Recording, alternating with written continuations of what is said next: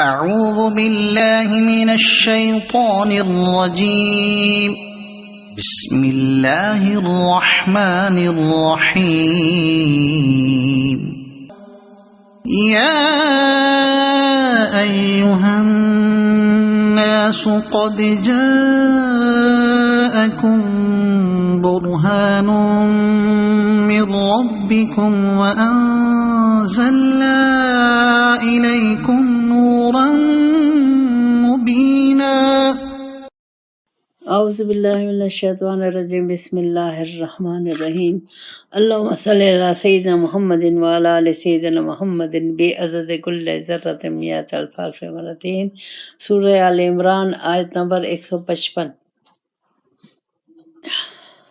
جنگ احد کا ذکر ہے۔ یہاں آپ لوگ ایک چیز نوٹ کریں کہ صحابہ جو سب حضور کے تربیت یافتہ تھے، حضور کے عاشق تھے، اللہ کے عاشق تھے، میدان احد میں جب نکلنے لگے تو رسول پاک صلی اللہ علیہ وسلم نے مشورہ کیا، تو اس میں کچھ نوجوان ایسے تھے جو جنگ بدر میں شامل نہیں ہوئے تھے، تو وہ بڑے جوش اور جذبے میں تھے کہ ہم بھی شامل ہوں گے اس لڑائی میں۔ تو جس وقت یہود اور مشرک نے چاروں طرف سے مدینہ کو گھیر لیا، تو پھر رسول پاک صلی اللہ علیہ وسلم نے صحابہ سے، جس میں وہ نوجوان بھی تھے، سب سے مشورہ کیا کہ کیا کریں، مدینے کے اندر رہ کے مقابلہ کریں کہ باہر نکلیں۔ تو حضور کا اپنا خیال اور بڑے جو صحابہ تھے وہ ان کا یہ تھا کہ ہم اندر رہ کے مدینہ کے، لیکن جو نوجوان تھے وہ جوش و جذبے میں تھے اور شہادت کے شوق میں تھے، تو وہ بول پڑے پہلے کہ نہیں حضور ہم تو باہر نکلیں گے، ہم بزدلوں کی طرح اندر نہیں، ہم باہر نکلیں گے۔ خیر حضور نے جب یہ سنا ان کا، تو پھر ٹھیک ہے، حضور نے ان کا جذبہ دیکھا، محبت دیکھی، تو انہوں نے کہا ٹھیک ہے۔ تو حضور اندر گھر چلے گئے تلوار لینے کے لیے، اپنا اسلحہ لینے کے لیے۔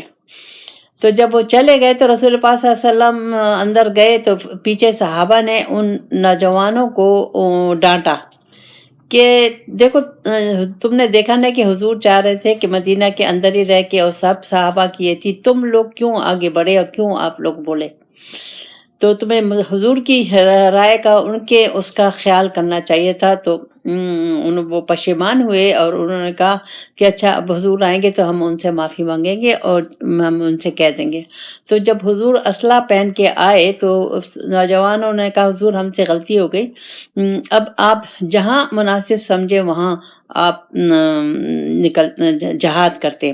تو رسول پاک صلی اللہ علیہ وسلم نے فرمایا کہ جب ایک سردار یا ایک بڑا اسلحہ پہن لیتا ہے، لیڈر، حکمران، جو لڑنے والا ہے، کمانڈر، وہ پھر واپس اسلحہ نہیں رکھتا۔ تو بس اب فیصلہ ہو چکا ہے، اب میدان جنگ چلو۔ اب میدان جنگ کی طرف جا رہے ہیں۔ اب کتنے لوگ ہیں اس میں؟ 1000 لوگ ہیں۔ کچھ دور تک جاتے ہیں، جانے کے بعد اس میں عبداللہ بن ابی بھی ہے اور اس کے ساتھی بھی ہیں، وہ واپس ہو جاتے ہیں، کہتے ہیں کہ نہیں یہ تو لڑائی نہیں ہے، یہ تو خودکشی ہے، ہم اس میں نہیں شامل ہو رہا ہے۔ تو وہ آدھے راستے سے واپس آ جاتے ہیں۔ تو آپ لوگوں کو پتہ ہے کہ جب جہاد کے لیے جاؤ، میدان جنگ میں جاؤ، اور اس میں سے کچھ فوج واپس ہو جائے تو لوگوں کے حوصلے ٹوٹ جاتے ہیں، وہ کمزور پڑ جاتے ہیں کہ ہم آلریڈی جو دشمن تھا وہ 3000 تھا اور ہر قسم کے ساز و سامان سے لیس تھا۔ تو یہ جب چلے آئے تو حضور نے کہا بس ٹھیک ہے، جب جا رہے ہیں تو جانے دو، اب 700 رہ گیا۔ وہ جو 700 تھے اس میں بھی صحابہ بعض یہ کہنے لگے کہ ہاں یہ تو، مطلب خود ہی آپس میں کہنے لگے ہاں یہ تو خودکشی ہے، ہم کیوں جا رہے ہیں، مطلب طرح طرح کے وسوسے ان کے آنے لگے۔ خیر وہ گئے تو نہیں، حضور کے ساتھ وہاں شامل ہو گئے۔ اب حضور نے مورچہ بندی کی، میدان جنگ کی تیاری کی، مورچہ بندی کی۔ تو حضور نے چاروں طرف دیکھا تو ایک حضور کو مورچہ نظر آیا، پہاڑی نظر آئی، وہاں حضور نے 50 تیر انداز ایک امیر کی ساتھ وہاں بٹھال دیے اور ان سے کہا کہ تم یہاں سے ہلنا نہیں، ہمیں فتح ہو یا شکست ہو، اگر فتح ہو جب بھی نہیں اتر کے آنا نیچے، اور اگر شکست ہو جائے اور ہمارے جسم مبارک چیل کوے کھا لیں جب بھی مت اترنا۔ اب شروع میں تو فتح ہو گئی، تو جب فتح ہو گئی تو وہ جو نیچے والے تھے وہ دشمن تو بھاگ گیا، تو دشمن کے ساتھ بہت ساز و سامان تھا، بہت مال دولت تھی، وہ تو پوری تیاری سے آئے تھے، تو وہ سب ساز و سامان چھوڑ کے چلا گیا۔ تو اب یہ لوگ نیچے جو تھے انہوں نے سامان کی اس میں لوٹنا شروع کر دیا، یعنی اس کو پہ قبضہ کرنا شروع کر دیا۔ تو جو پہاڑی والے تھے وہ دیکھ رہے تھے کہ نیچے والے تو سب سامان والے غنیمت لوٹ رہے، تو ان میں سے جو باز تھے انہوں نے کہا بس اب تو ہمیں فتح ہو گئی ہے، چلو ہم بھی جاتے۔ تو اب وہ ان کے امیر نے ان سے کہا کہ دیکھو حضور نے کتنی سختی سے منع کیا تھا، تم لوگ مت جاؤ۔ تو وہ لوگ مانے نہیں کہ اب تو وہ اس کا مقصد ختم ہو گیا، اب چلتے ہیں مال غنیمت لوٹتے ہیں۔ تو میرے خیال میں 9-10 رہ گئے تھے، باقی سب چلے گئے۔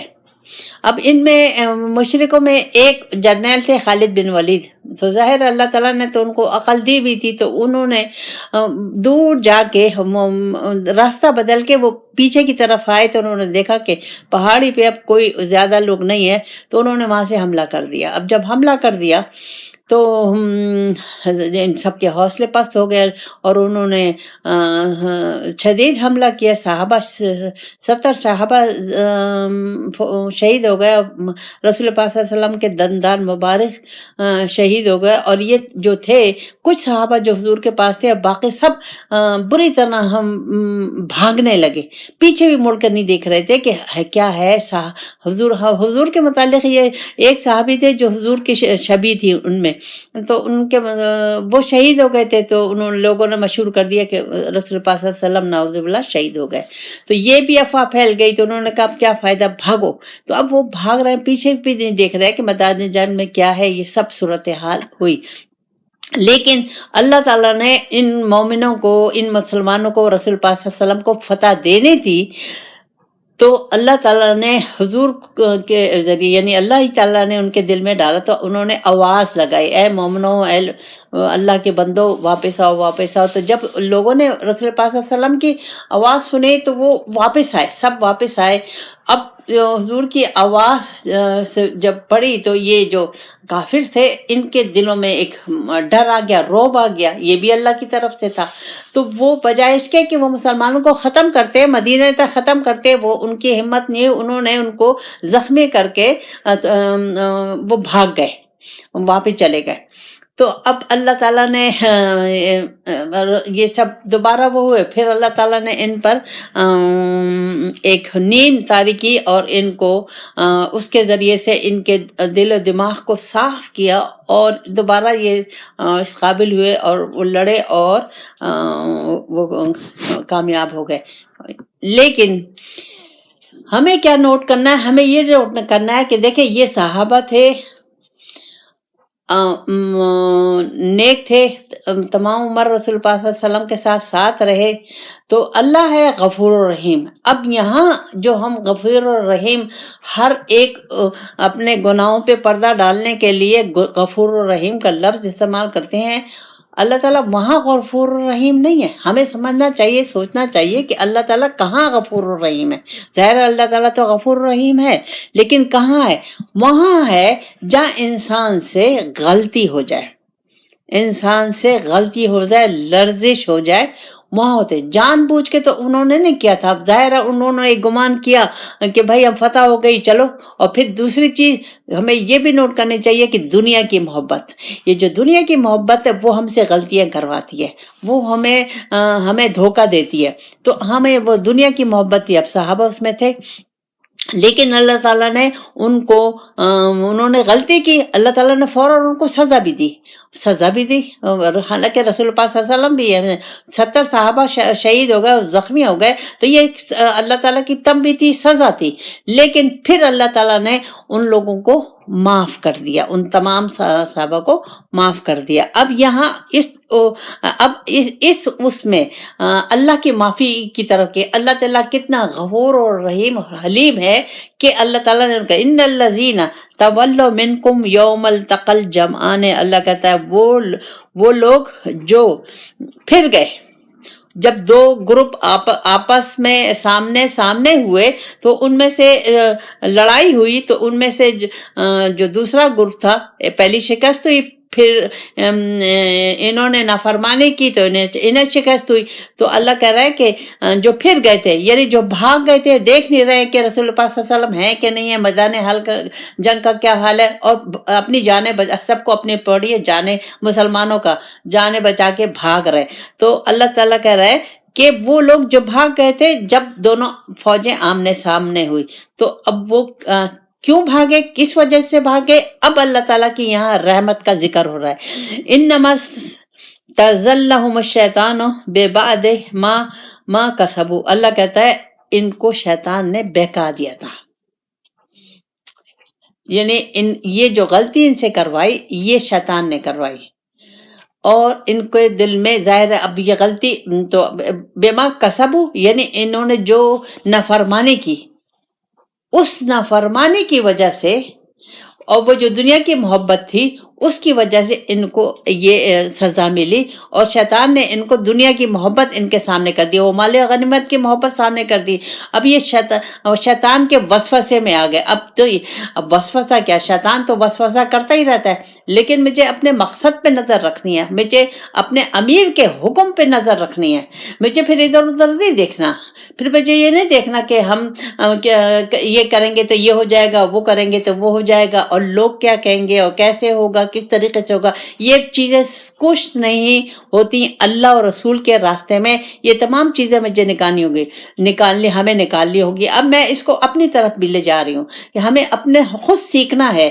ہم اس سے کیا سبق لے سکتے ہیں؟ ہمیں یہ سبق ہے کہ اللہ کا حکم جب آ جائے، رسول پاک صلی اللہ علیہ وسلم کا صاف حکم آ جائے، مرشد کا صاف حکم آ جائے، تو پھر میں کسی کو نہیں دیکھوں گی، نہ حال کو دیکھوں گی، نہ مستقبل کو دیکھوں گی، نہ اپنی جان کو دیکھوں گی، نہ لوگوں کو دیکھوں گی، نہ ادھر دیکھوں گی، نہ ادھر دیکھوں گی، حکم کی تعمیل کو یہ بھی نہیں دیکھوں گی کہ مرشد ایک مشن پہ ہے۔ مثلاً میں اگر ہمارے شیخ صاحب پہ جب یہ لوگوں نے مسجد سے نکال دیا اور کس طریقے سے لوگوں نے ان پہ وہ کیا، مقدمہ کیا، سب کیا، لیکن اس وقت وہ وقت تھا چھانٹی کا، تو جو مخلص لوگ تھے وہ کھڑے رہے، اور جو دنیا دار لوگ تھے وہ سب چلے گئے، وہاں سے ہٹ گئے۔ تو اب یہ ہے کہ اب ہمیں یہ نہیں دیکھنا کہ غلط ہے کہ صحیح ہے، مرشد بیعت کر لی ہے، اب بیعت کرنے کے بعد مجھے اپنے مرشد پہ نظر رکھنی ہے، وہ جو حکم دے گا دنیا کے لحاظ سے یا دین کے لحاظ سے وہ مجھے سمجھنا ہے اور اس پہ عمل کرنا ہے۔ ان کے آگے، اللہ کے آگے، رسول پاک صلی اللہ علیہ وسلم کے آگے پھر میں کوئی چیز بھی نہیں لاؤں گی۔ تو اب یہ اللہ تعالیٰ نے، اب اللہ غفور الرحیم ہے، وہ اللہ تعالیٰ نے ان کو معاف کر دیا، کیوں کہ یہ نیک تھے، رسول پاک صلی اللہ علیہ وسلم کے صحابہ تھے، رسول پاک صلی اللہ علیہ وسلم کے عاشق تھے، انہوں نے قربانیاں دی تھی، ایک ذرا سی لرزش ہو گئی، غلطی ہو گئی، تو اللہ تعالیٰ نے ان کو معاف کر دیا۔ وَلَقَدْ عَفَا اللَّهُ عَنْهُمْ، اللہ کہتا ہے میں نے ان کو معاف کر دیا۔ ان اللہ غفور حلیم، اللہ تعالیٰ معاف کرنے والا ہے، حلیم، درگزر کرنے والا ہے۔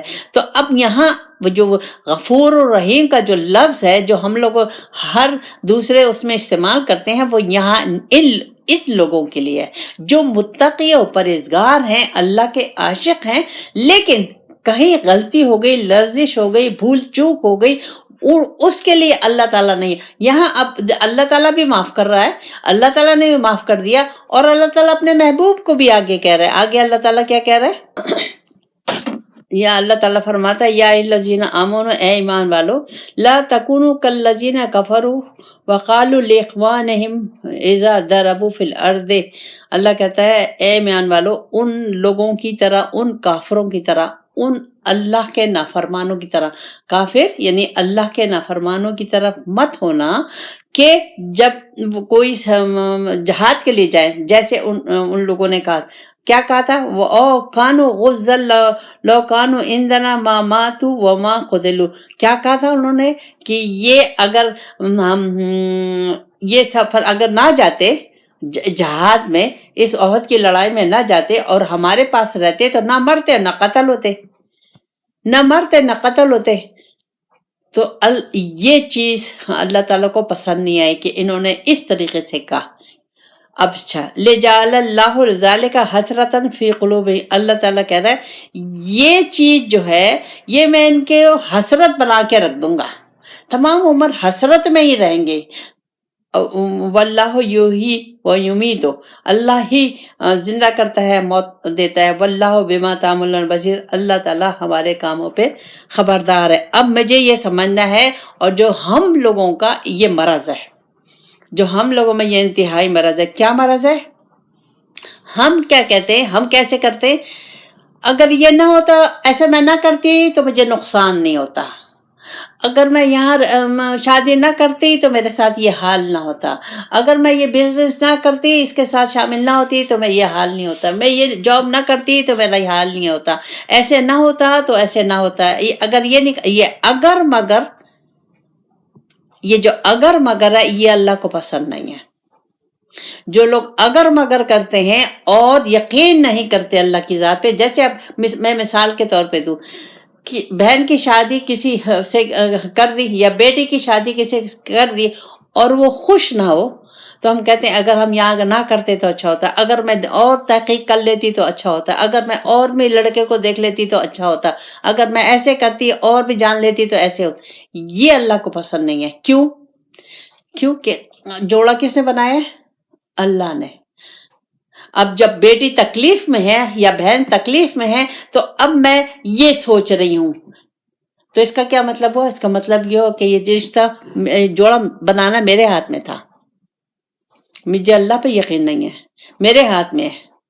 تو یہاں ہم لوگ سوچیں کہ ہم لوگ ہر بات میں، ہر جگہ ہم لیے گئے، اگر ایسے نہیں کرتے تو ایسا، ایسے نہیں ہوتا تو ایسا ہوتا، یہ اللہ کو پسند نہیں۔ اللہ کہتا ہے جو اس طریقے سے معاملات کو لیتا ہے، جو کیونکہ سب کچھ اللہ کے ہاتھ میں، جو کر رہا ہے اللہ کر رہا ہے، انسان کچھ نہیں کر رہا، اللہ کر رہا ہے، اللہ کے ہاتھ میں۔ تو جو انسان اس طریقے سے سوچتا ہے اور کرتا ہے تو اللہ کہہ رہا ہے اس کی یہ سوچ، اس کا یہ طریقہ، یہ میں اسے تمام زندگی حسرت میں ہی رکھوں گا، اس سے میں باہر نکلنے نہیں دوں گا۔ کیوں؟ کہ وہ جو کچھ بھی سب کر میں رہا ہوں، اور وہ سمجھ رہا ہے اپنی طرف یا لوگوں کی طرف، یا وہ خود کر رہا ہے یا لوگ اس پہ کر رہے ہیں۔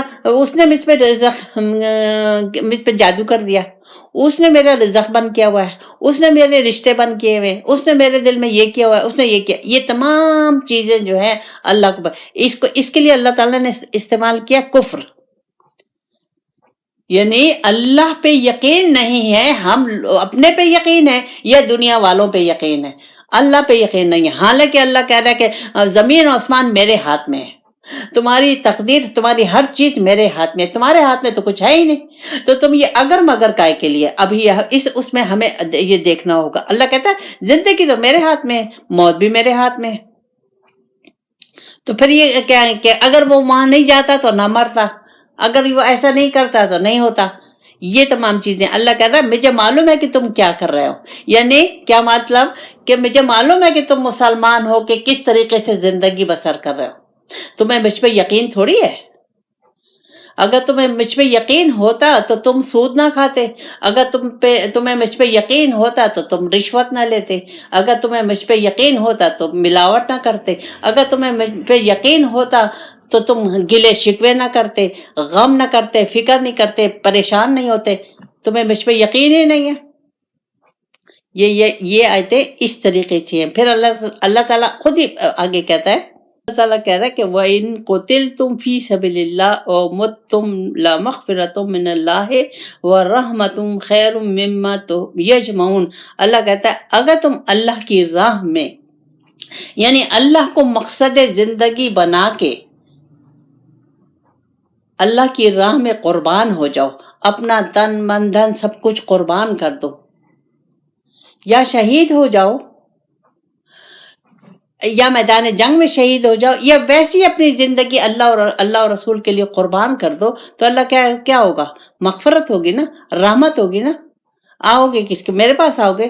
اس سے بہتر ہے، اللہ کہہ رہا ہے اس سے بہتر ہے کہ تم اس نظریے کے تحت زندگی گزارو کہ میں گھر جمع کر لوں، گاڑیاں لے لوں، موٹر لے لوں، بنگلے جمع کر لوں، یہ کر لوں وہ کر لوں، یعنی تم نے مجھے تو چھوڑ دیا ہے اور تم دنیا کے پیچھے ہی پڑ گئے ہو، تم نے دنیا کو لے لیا ہے، تمہاری پوری توجہ پوری سوچیں دنیا کی لیے ہے۔ اس سے بہتر ہے کہ تم میرے لیے قربانی کرو، میرے لیے اپنی زندگی کو وقف کرو، تن من دھن سب میرے لیے قربان کرو، صبح سے شام تک میری سوچوں میں رہو، میرے محبوب کی طریقے پہ رہو۔ اگر تم مر گئے تو بھی جنت میں جاؤ گے، زندہ رہے جب تم پہ رحمتیں ہوں گی، مغفرت ہوگی، سب کچھ ہوگا۔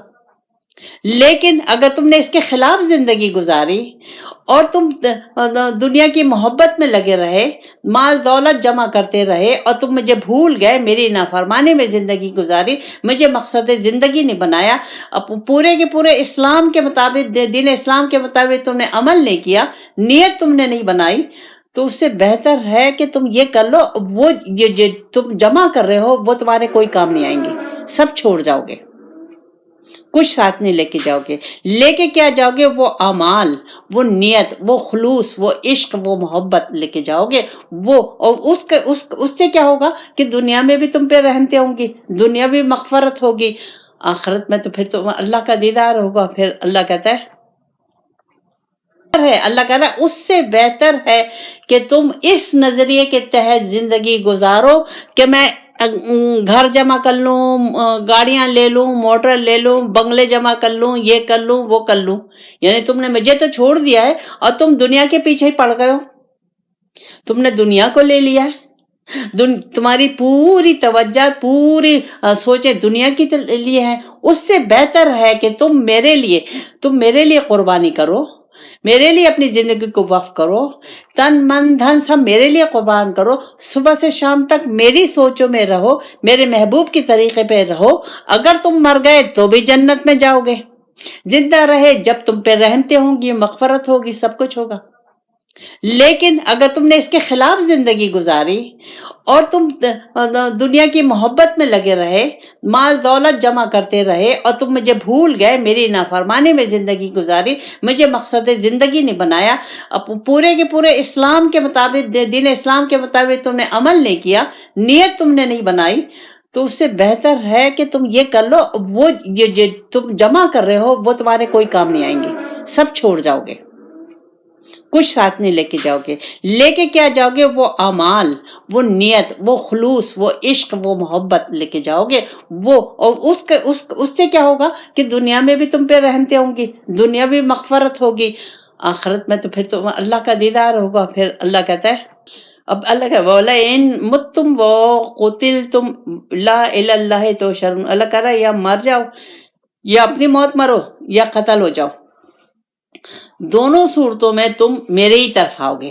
اب دیکھیں فرق ہے زمین آسمان کا، ایک اللہ کی یاد میں، اللہ کو پانے میں، اللہ کی جستجو میں تن من دھن قربان کر کے مرنا، اور ایک دنیا کی محبت میں مرنا۔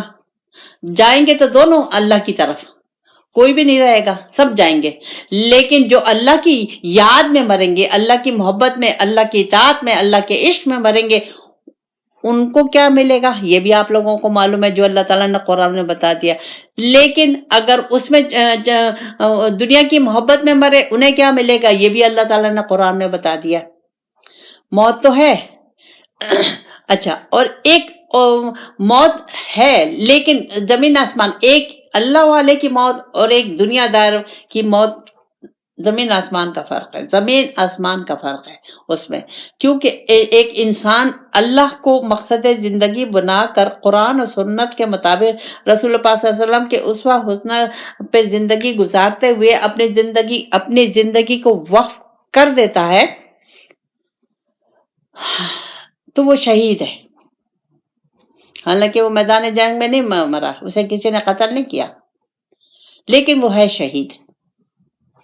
آگے اللہ تعالیٰ فرماتا ہے فَبِمَا رَحْمَةٍ مِّنَ اللَّهِ لِنْتَ لَهُمْ, اللہ کی مہربانی ہے کہ آپ نرم دل ہیں.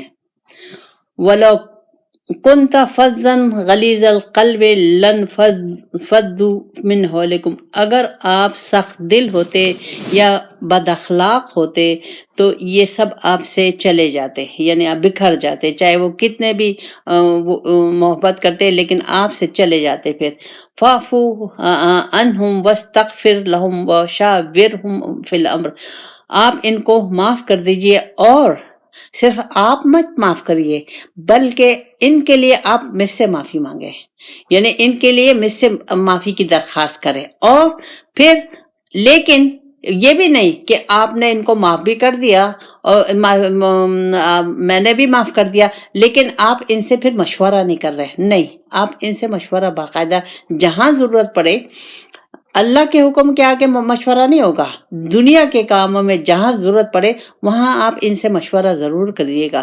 فَإِذَا عَزَمْتَ فَتَوَكَّلْ عَلَى اللَّهِ, لیکن جب ارادہ کر لیں تو پھر اللہ پہ توکل کریں. ان اللہ یحب المتوکلین, اللہ تعالیٰ پسند کرتا ہے, محبوب رکھتا ہے اس کو جو اللہ پہ توکل کرتے ہیں. اب اسے ہمیں سننا ہے, سمجھنا ہے, اس آیت کو اپنے لیے ہمیں سمجھنا ہے. اللہ کہتا ہے خوش اخلاق بنو, نرم دل بنو, اچھی خو والے بنو, زبان کی نرمی رکھو, محبت سے پیش آؤ, لوگوں کی عزت کرو,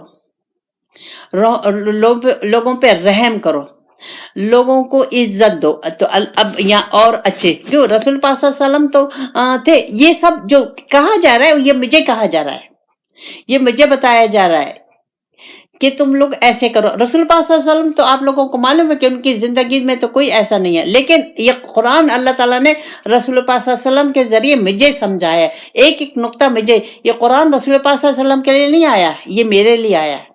وہ تو معصوم ہے, پاک ہیں, وہ تو اول آخر نبی ہیں, ان کے لیے نہیں آیا, یہ میرے لیے آیا. یہ نقطہ سمجھ لیں آپ لوگ کہ یہ میرے لیے آیا. اللہ تعالیٰ مجھے کہہ رہا ہے کہ تم نرم خو بنو, لوگوں سے محبت کرو, اچھے اخلاق سے بات کرو, لوگوں کی عزت کرو, رحم دلی دکھاؤ, سختی نہیں کرو, سخت لہجہ, سخت رویہ یہ نہیں کرو. لوگ تم لوگوں سے بکر جائیں. یہ ایک واز کرنے والے کو بھی ہے, ایک تبلیغ کرنے والے کے لیے بھی ہے, ایک عام لوگوں کے لیے ہے. ایک اپنے گھر کی جو مالکن ہے وہ اگر اپنے نوکروں کے ساتھ بدسلوکی کرے گی, یا ایک مل کا مالک یا کہیں کام ہوتا ہے وہ اگر باس اپنے نوکروں کے ساتھ غلط بیہیویئر کرے گا, بے عزتی کرے گا, تو وہ کیا اس کے دل میں عزت ہوگی؟ لوگوں کے دلوں میں اس کی عزت ہوگی؟ نہیں ہوگی. یہاں اللہ تعالیٰ مجھے طریقہ سمجھا رہا ہے, زندگی گزارنی ہے اس طریقے سے زندگی گزارو, کیونکہ اللہ تعالیٰ یہ جو مخلوق ہے اللہ کا کنبہ ہے. اللہ کو اس کی ذرا سی بھی سختی, اس پہ سختی یا بے عزتی اللہ تعالیٰ کو پسند نہیں ہے, چاہے کوئی بھی ہے. اللہ تعالیٰ نے مجھے اخلاق, رسول پاک صلی اللہ علیہ وسلم عظیم اخلاق کے مالک تھے. اللہ تعالیٰ نے مجھے ان کے ذریعے سے جو انہوں نے اخلاق کیا, اپنا دکھایا, مجھے وہ کرنا ہے, ویسے کرنا ہے. اور پھر اللہ تعالیٰ ایک اور دیکھیے اللہ کی محبت ہے. یہ دیکھیں اللہ تعالیٰ اپنے بندوں سے کتنی محبت کرتا ہے. حالانکہ اتنی بڑی غلطی انہوں نے کر دی, اپنے اللہ کے محبوب کو تکلیف پہنچائی, 70 صحابہ بھی شہید ہو گئے, لیکن اس کے باوجود اللہ کی رحمت ہے. کیوں کہ وہ مومن تھے, وہ رسول پاک صلی اللہ علیہ وسلم کے ساتھ سختیاں گزارتے آ رہے تھے. تو اللہ تعالیٰ جو نیک کام کرے اور جس سے ذرا سی لرزش ہو جائے تو کیا اللہ تعالیٰ اس کو پکڑ کے جہنم میں تھوڑی ڈالے گا. اللہ تعالیٰ تو غفور الرحیم ہے. یہاں اللہ کی رحمت کا, رسول پاک صلی اللہ علیہ وسلم کی محبت کا, رحمت کا ذکر ہو رہا ہے, اور مجھے کہا جا رہا ہے کہ اس طریقے سے زندگی, اپنے اخلاق کو, اپنے آپ کو اس سانچے میں ڈھالو.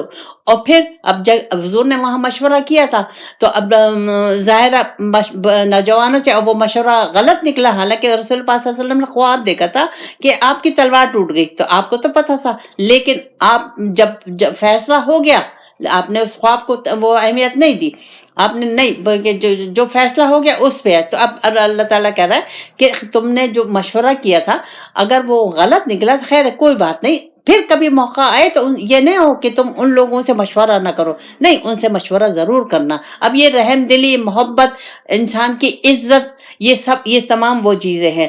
اور جب فیصلہ کر لو، اللہ تعالیٰ مجھے بھی کہہ رہا ہے کہ جب فیصلہ کر لو کسی کام کا، چاہے وہ دنیا کا کام ہے چاہے وہ دین کا کام ہے، جب فیصلہ کر لو سوچ سمجھ کے کرو، اللہ کی مرضی کو سامنے رکھ کے کرو، رسول پاک صلی اللہ علیہ وسلم کے طریقے کو سامنے رکھ کے کرو، انسان کی عزت کو سامنے رکھ کے کرو، اور پھر عزم کر لو، پھر توکل کرو اللہ پہ، کیونکہ ہر کچھ اللہ کے ہاتھ میں۔ اور اللہ تعالیٰ محبت کرتا ہے جو اللہ پہ یقین کرتا ہے، جو اللہ پہ بھروسہ کرتا ہے، جو اللہ پہ توکل کرتا ہے۔ اب یہ ہم لوگوں کی تو یہ مزاج ہے ہی نہیں، ہمیں یہ مزاج بنانا چاہیے اپنا، ہمیں قرآن و سنت کے مطابق اپنے مزاج کو ڈھالنا چاہیے۔ اللہ تعالیٰ ہمیں توفیق دے اس کے نقطے سمجھنے کی اور اس پہ ظاہری باتیں عمل کرنے کی۔